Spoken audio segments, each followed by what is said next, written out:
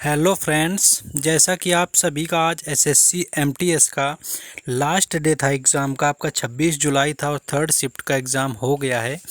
आज से आप सभी के एग्ज़ाम ख़त्म हो गए हैं, तो आप सभी को दिखाना चाहेंगे कि जो लास्ट डे था थर्ड शिफ्ट में कि कौन कौन से क्वेश्चंस पूछे गए थे। ये थर्ड शिफ्ट का एनालिसिस 26 जुलाई का करवाने जा रहे हैं और आज से आपका एमटीएस का एग्ज़ाम ख़त्म भी हो गया है। तो जितने भी क्वेश्चन मिल पाए, क्योंकि क्वेश्चन का मिलना काफ़ी मुश्किल होता है जब एग्ज़ाम ख़त्म हो जाता है, तो थर्ड शिफ्ट का जितना भी रियल और ऑथेंटिक क्वेश्चंस मिला है आप लोगों के लिए लाए हुए हैं। तो चलिए बिना टाइम वेस्ट किए देखेंगे कि किस तरह के क्वेश्चन आज के पूछे गए हैं।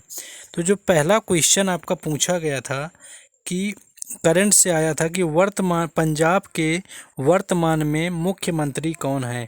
तो इसका राइट आंसर आपका भगवंत मान है, जो कि जो कि आप पार्टी से यानी आम आदमी पार्टी से संबंधित है। तो 2022 में 5 राज्यों का चुनाव हुआ था: उत्तर प्रदेश, गोवा, मणिपुर, उत्तराखंड और पंजाब। तो ये आपका विधानसभा से क्वेश्चन था।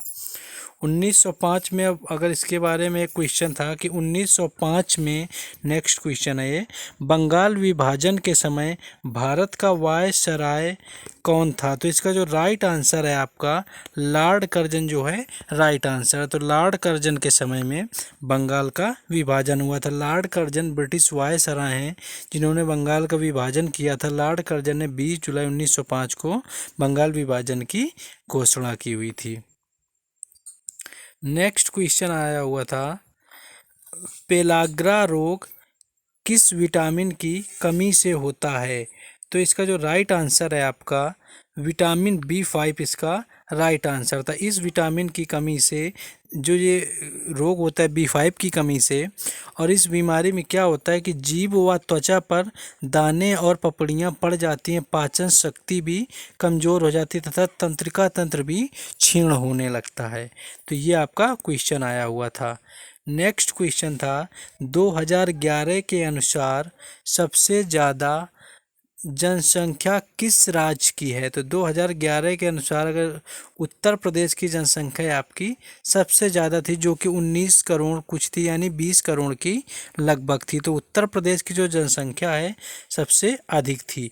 भारत की लगभग 16.51 जो प्रतिशत आबादी है उत्तर प्रदेश में रहती है। इसके बाद भारत के 5 सबसे अधिक आबादी वाले राज्यों में महाराष्ट्र, बिहार, पश्चिम बंगाल और मध्य प्रदेश शामिल, यानी मध्य प्रदेश का 5वां स्थान आता है जनसंख्या की दृष्टि से। और दूसरे की बात करें तो दूसरे में आपका बिहार आता है। इसके बाद आपका आया हुआ था कि R.K. नारायण ने क्या लिखा है। R.K. नारायण का पूछा गया था। आपके 4 ऑप्शन जो दिए हुए थे उसमें आया हुआ था कि R.K. नारायण ने क्या लिखा हुआ है। तो जो इसका राइट आंसर आपका था मालगुडी डेज, इसका राइट आंसर था। ठीक है, तो मालगुडी डेज R.K. नारायण के द्वारा लिखी गई है।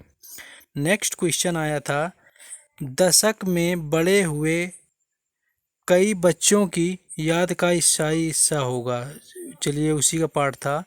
एक नेक्स्ट क्वेश्चन था, फुटबॉल मैच कितने मिनट का होता है। आपका पूछा गया था क्वेश्चन कि फुटबॉल मैच जो है आपका वह कितने मिनट का होता है। तो फुटबॉल का मैच कुल 90 मिनट का होता है। मैच में 45 मिनट खेल के बाद एक ब्रेक भी होता है। इस तरह से एक मैच 45-45 मिनट के 2 हाफ में खेला जाता है, यानी 45-45 मिनट के बीच में आपका एक इंटरवल भी होता है, यानी ब्रेक भी होता है, यानी 2 हाफ में ये मैच खेला जाता है। इन दोनों ही हाफ में कुछ एक्स्ट्रा टाइम भी मिलता है जो कि रेफरी तय करता है आपका। नेक्स्ट क्वेश्चन था, इंडिया ने पहली बार वर्ल्ड कप कब जीता था। तो जो इसका राइट आंसर था, भारतीय क्रिकेट टीम ने 2 बार विश्व कप जीता है, जिसमें कि पहली बार आपका 1983 यानी 1983 में क्रिकेट विश्व कप पहली बार जीता था और दूसरी बार 2011 में जीता था। और 2011 में आपके जो कप्तान थे महेंद्र सिंह धोनी थे, और जो 1983 में जीता था वो आपके कपिल देव थे। इनके अलावा आपका 2003 क्रिकेट विश्व कप में उप विजेता रहा था, यानी आपका फाइनल तक ये पहुंचा था 2003 में। नेक्स्ट क्वेश्चन आया हुआ था कि दक्कन की संस्कृति किस राज्य से संबंधित थी। तो इसका कुछ राइट आंसर, कुछ ना ऑप्शन थोड़ा डाउट में है, मिल नहीं पाया अच्छी तरह से। तो अगर आप में से किसी का भी एग्ज़ाम 26 जुलाई का 3rd शिफ्ट का था तो आप लोग हमें कमेंट करके बता सकते हैं। एक था नया पाषाण काल से संबंधित एक कोई प्रश्न आया था। क्वेश्चन पूरे एग्जैक्ट नहीं मिल पाए क्योंकि काफ़ी मुश्किल होता है। तो ये आपका क्वेश्चन था कि जो नियोलिथिक युग था, जिसमें कि पाषाण युग मानव प्रौद्योगिकी के विकास की एक अवधि थी जिसकी शुरुआत मध्य पूर्व में 95 ईसा पूर्व के आसपास हुई थी, जिसे पारंपरिक रूप से पाषाण युग का अंतिम हिस्सा माना जाता है।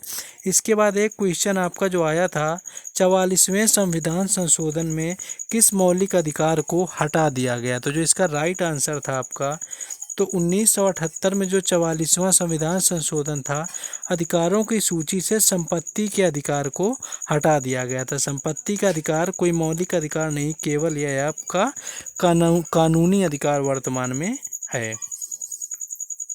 इसे हटाने से पहले इसे अनुच्छेद 31 के तहत सूचीबद्ध किया गया। नेक्स्ट क्वेश्चन था, ब्रह्मपुत्र नदी भारत में कहाँ से प्रवेश करती है। तो ब्रह्मपुत्र नदी आपके यह तिब्बत, भारत और बांग्लादेश से होकर बहती है। ब्रह्मपुत्र का उद्गम हिमालय के तिब्बत के पुराग जिले में स्थित मानसरोवर झील के निकट होता है, ठीक है, जहाँ पर इसे सांगपो कहा जाता है। तिब्बत में बहती हुई ये नदी भारत के अरुणाचल प्रदेश राज्य से प्रवेश करती है। अरुणाचल प्रदेश आपका राइट आंसर था।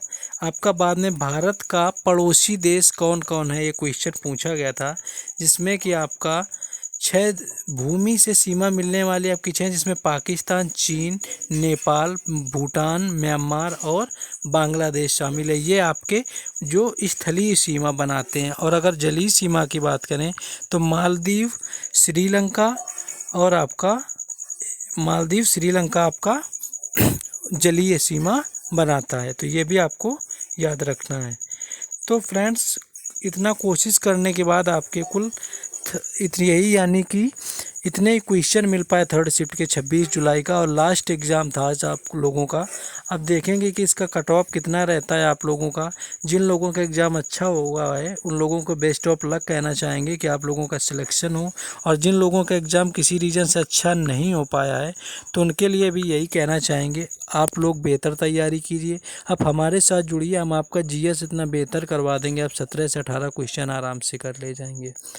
तो आप जुड़े रहिए, इस बार नहीं तो अगली बार आपका MTS निकलेगा ही निकलेगा। तो उदास मत हो जिन लोगों का अच्छा नहीं हुआ है। बाकी अगर आपका कुछ एवरेज है तो बाकी आपका कट ऑफ डिसाइड करेगा। तो अब जैसा कि एयरफोर्स के एनालिसिस कल से चल रहा है, तो मिलते हैं एयरफोर्स के एनालिसिस में। जय हिंद।